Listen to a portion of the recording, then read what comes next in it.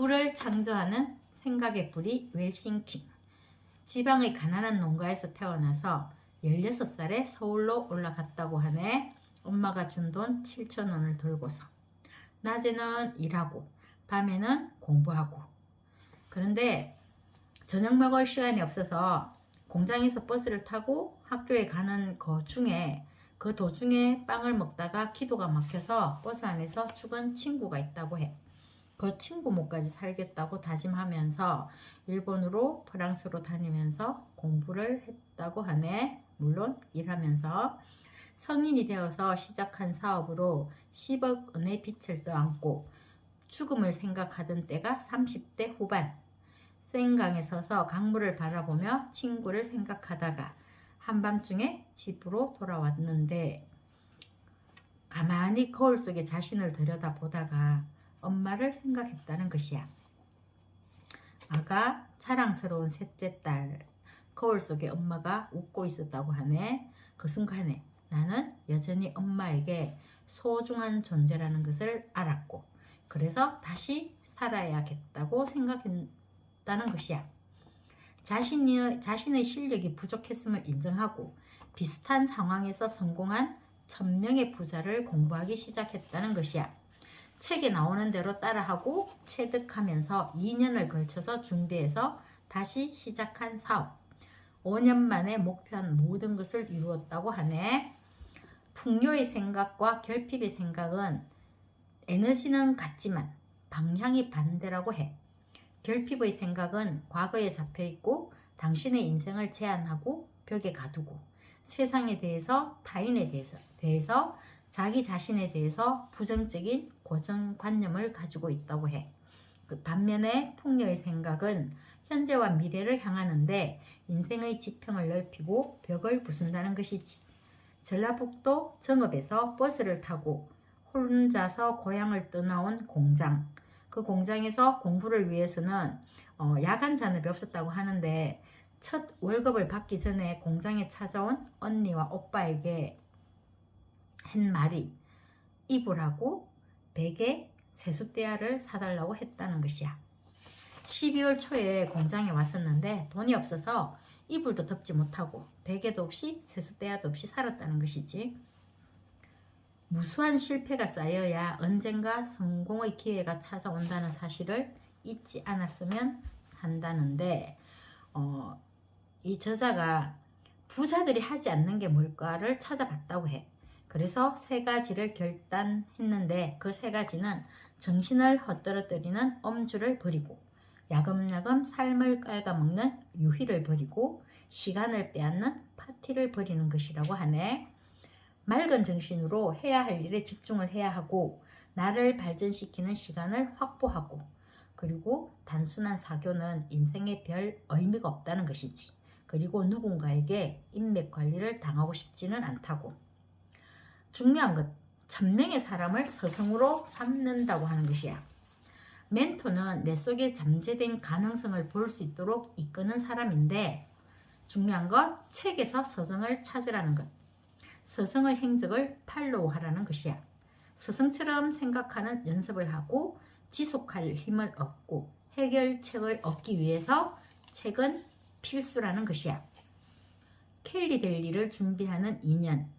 이 저자의 사업이야. 켈리 델리가. 여전히 돈은 없었고 10억의 빚도 여전했지만 당장 할 수 있는 것부터 해내면서 날마다 기쁨을 찾으려고 노력했다고 하네. 소비자들의 구매 성향을 조사하기 위해서 매일 마트로 출근하고 책을 읽었다는 것이야. 생각을 바꾸는 것은 한 단계 성장을 위한 마중물이라고 해. 처음 사업 아이템이 삼각, 김밥, 초밥 이런 것들이었었는데 나와 손님, 일하는 사람도 즐거운 켈리 델리의 행복한 초밥에 대해서 확신이 생겼다는 것이야. 세상에서 가장 맛있는 초밥을 전수해줄 스승을 찾아서 일본으로 갔다는 것이지. 세계적인 초밥의 대가 야마모토 선생님. 그의 거절이 당연하다고 생각했고 실제로 거절당하기도 했지만 어떻게 하면 야마모토 선생의 도움을 받을 수 있을지 오로지 그것만 궁리했다고 해. 귀인을 만나 운을 끌어당기고 싶다면 위기를 바라보는 태도와 각오를 고쳐야 한다는 것이지. 오로지 내가 정한 목표를 향해서 매진해야 한다는 것이야. 누구든지 위기를 딛고 최고의 나로 서기 위해서는 웰싱킹을 자각해야 한다고 말하고 있어. 웰싱킹의 진정한 힘은 선한 영향력에서 나온다는 것인데, 선한 영향력이 꿈과 만나서 하나가 될 때, 위기에 대한 태도와 각오가 바뀔 때 스승이나 좋은 멘토를 반드시 만나게 될 것이라고 해. 100일만 실천해도 누구나 알게 된다고 하네. 켈리 델리를 준비하는 2년 동안 나는 100권의 책을 반복해서 읽고 실천했다. 성공자의 7가지 법칙은 성공하는 사람들의 공통된 습관이다 라고 말하고 있네. 그 7가지는 분명한 목표, 데드라인, 구체적인 상상, 액션 플랜 세우기, 나쁜 습관 버리기, 보이는 곳마다 한 문장으로 정리된 꿈을 적어두는 것, 매일 100번 이상 외쳐보라고 하네. 이 7가지는 목표 달성의 강한 뿌리라고 해. 그리고 돈은 부의 일부이지 전부가 아니라는 것 생각하라네. 진정한 의미의 부라는 것은 나에게 들어오는 돈이 나를 통해서 다른 사람에게까지 전달되는 완전한 과정, 곧 선한 영향력을 확대하는 일이라는 것이야. 돈, 그리고 이웃을 위해서 공헌하는 것, 그리고 인격까지 완성될 때 비로소 부자라고 할 수 있다는 것이야. 인류는 진화와 발전을 거듭해 왔는데 무엇보다도 다른 사람들을 돕기 위해서 부를 가지려는 사람에 의해서 인류는 발전해 왔다는 것이야. 온 우주의 에너지는 다른 사람을 위해서 부를 축적하려는 사람들을 향한다는 것이야. 2010년 8월에 켈리 델리 사업 시작한 지 5년, 상상을 초월하는 자산가가 되었고, 가족과 대서양을 횡단하려 했다는 남편의 꿈을 위해서 2년을 준비했다고 하네. 대서양 횡단은 새로운 삶의 항로를 개척한 결정적인 계기가 되었는데, 인간으로서 가장 본질적인 삶, 그 본질은 동행이며 나눔이라는 것이야. 부자에 대한 르상티망하는 말이 있네. 부정적인 말이라는 것이지. 약자가 강자에게 품는 정오, 복수, 분노 같은 게 뒤섞인 그런 감정이라고 말하는데, 약자가 강자에게 갖는 시기심을 비틀어 본다면 약자는 강자가 되고 싶지 않은 것은 아니라는 것이지. 건강, 행복, 가족 등 돈도 우리 삶의 다른 요소들처럼 중요하다는 것이야. 그래서 돈에 대해서, 부자에 대해서 긍정적인 생각이 우선이라는 것이야. 부자는 착한 사람, 남을 도와주는 사람, 존경받는 사람, 너그러운 사람, 자기 결정권이 있는 사람, 그리고 돈은 많을수록 좋은 것, 남을 도울 수단이 되는 것, 편리한 것, 노력의 결과이라는 것. 진정한 부를 원한다면 돈을 위한 마음으로 생각을 바꾸라는 것이야. 그리고 부자의 시작은 수입이 아니라 소비 습관, 지출을 통제하는 것이 부자로 들어서는 관문이라고 볼 수 있다는 것이지. 무엇인가를 도전할 수 있는 목돈을 만드는 데 집중하라고 해. 그리고 많은 돈을 벌 수 있는 방법 중 하나는 사업을 하거나 사업가에 투자하는 것이라는 것. 그러기 위해서는 먼저 현재 자신의 분야를 통달하라고 해. 부의 습관을 정착하기 위한 요소 중에 하나가 강한 멘탈인데, 부를 이루고야 말겠다는 뜨거운 의지가 있다면 그 의지를 지속시킬 멘탈도 반드시 필요하다는 것.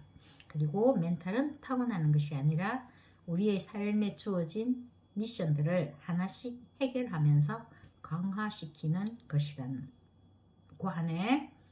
무엇보다도 환경이나 다른 사람들 탓으로 돌리는 것, 결국 탓하기를 멈추고 내 목표에 집중하라는 것이야.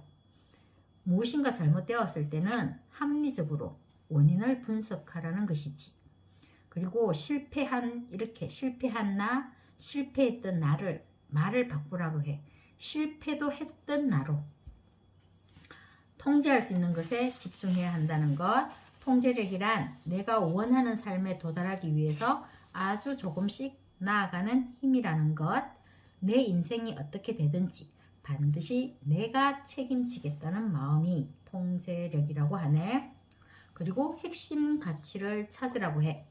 뭐 배움이라든지 교육, 겸손, 자존감, 자유, 영성, 믿음, 성공 뭐 등등. 목표를 이루는 방법을 지금은 모르지만 반드시 찾겠다는 그 생각이 중요하다는 것이지. 명확한 목표는 측정 가능해야 하고 무조건 원대해야 한다는 것. 이거 예를 들면 나는 내가 가능한 거 목표 3가지를 세워서 이거를 열심히 집중해서 이룰 거야. 그러면 어느 시점에 그 3개밖에 못 한다는 것이지. 그런데 내가 10개의 목표를 세웠으면 열심히 하다가 5개만 이루어도, 반쯤만 이루어도 5개라는 것이야. 그래서 무조건 원대해야 한다. 그리고 실현 가능한 또 중요한 것, 데드라인이 있어야 된다는 것이지. 결단력에 대해서는 모든 것은 행동으로 옮겨졌을 때에만 가치가 있다는 것. 저자는 첫 번째 사업에 실패한 후에 취직하려고 했지만 무능한 인재는 갈 곳이 없었다고 하네. 그래서 아무도 나를 고용하지 않는다면 좋다. 내가 나를 고용해서 다시 사업을 하기로 했다는 것이야. 날고 긴다는 유럽의 인재들보다 내가 더 잘하는 것이 무엇인지 고민하면서 내가 실패하고 또 내가 빚덩이에 빚이 있지만 있는 그대로의 나를 사랑하는 핵심은 내가 가지고 있지 않은 것보다 내가 가지고 있는 것에 집중하는 것이라고 해. 신념, 확신, 질문. 스스로에게 질문하고 답을 찾으라고 해. 질문하고 답을 찾는 과정은 내적 성숙을 도모하는 부를 이루는 핵심 뿌리라는 것이지. 보통 우리가 뭐 인생에 있어서 성공 이러면 좀 추상적인 걸로 많이 생각하는데, 여기서 비유를 인생의 성공을 한 그루의 사과나무를 잘 키워서 당도 높은 좋은 사과를 얻는 것으로 본다면 가장 중요한 것이 무엇일까 하는 것이야. 사과나무에서 가장 중요한 거 일단 뿌리부터라고 봐야 되겠지. 그래서 웰싱킹의 정수는 시각화라고 하네. 저자의 엄마는 평생 새벽 5시 이전에 일어나서 죽을 만큼 일을 했지만 항상 가난했다는 것이지. 우리의 삶에 불을 스며들게 하려면 더 많은 것을 끌어당기면서 똑똑하게 살아야 한다는 것이야. 죽도록 열심히만 하는 것은 아니라는 것이지. 그래서 시각화 트레이닝에 대해서 말을 하는데, 우리가 어디 아프니 하는 말을 반복해서 여러 번 들으면 우리 몸은 진짜 아프기 시작한다는 것이야. 그래서 웰싱킹의 시각화 방법이 있는데 2가지. 채우기가 있고 비우기가 있어. 그래서 채우기의 예는 뭔가 하면 사회적으로 성공한 나의 청사진을 만들어 보라는 거야. 조용히 방 안에서 가만히 앉아서 내면에서 끌어올리라는 것이야. 내가 40대에 50대에 혹은 60대에 나는 이런 사람으로 성공한 모습일 거야. 이렇게 나의 청사진을 끌어올리는 것. 이게 채우기야. 첫 번째. 그리고 영화 감독이 내가 되어서 내가 성공을 이루기 위해서 반드시 거쳐야 되는 과정들을 구성해서 그 과정에 내가 주인공이 되는 것이지. 그리고 중요한 건 영화에서 주인공은 절대로 죽지 않고 절대로 실패하지 않는다는 것이지. 그래서 인생의 우여곡절 끝에 또는 어떤 힘든 상황에서 이 상황을 어떻게 넘길 것인지 해결 방법을 스스로 각인시키면서 내가 영화 감독이 되어서 내 인생을 영화로 만든다는 것이야. 그래서 구체적으로 매일 해야 될 게 아침 시각화라는 거지. 그래서 사회적으로만 성공한 나의 청사진을 만드는 건 긴 인생을 위해서, 또한 영화 감독으로도 긴 인생으로 본다면 하루하루의 성공은 아침 시각화가 중요하다는 것이야. 큰 꿈을 이루는데 필요한 요소를 하루하루로 나누어서 매일 아침 받아들일 때 긍정적인 잠재의식을 발현시킨다는 것이야. 그래서 아까 얘기했듯이 긍정적인 어떤 그 단어를 내가 막 100분씩 외치기도 한다는 것, 이런 게 아침 시각화에 들어갈 수 있겠지. 그리고 김장 시각화도 있어. 긴장되거나 중요한 일이 있을 때에는 언제라도 잠시 눈을 감고 내가 원하는 가장 이상적인 방법으로 일이 진행되는 모습을 그려본다는 것이야.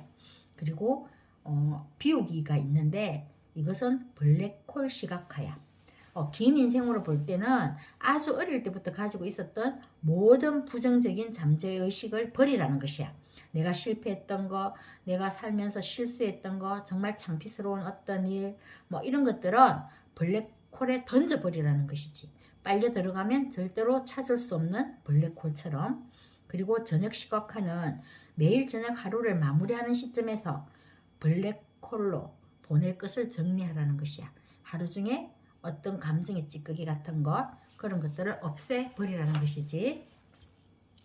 그래서 성공한 사람과 실패한 사람과의 차이는 1할이나 2할 그 어디쯤이라고 이야기를 하네.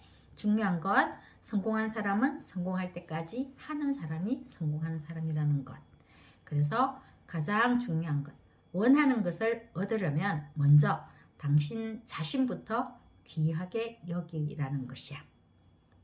그래서 내가 나를 소중하게 여기고 내가 소중한 만큼 내 주변에 있는 사람들도 소중하다는 것이지. 자, 오늘은 여기까지. 꼭 한번 읽어봤으면 좋겠네. 안녕.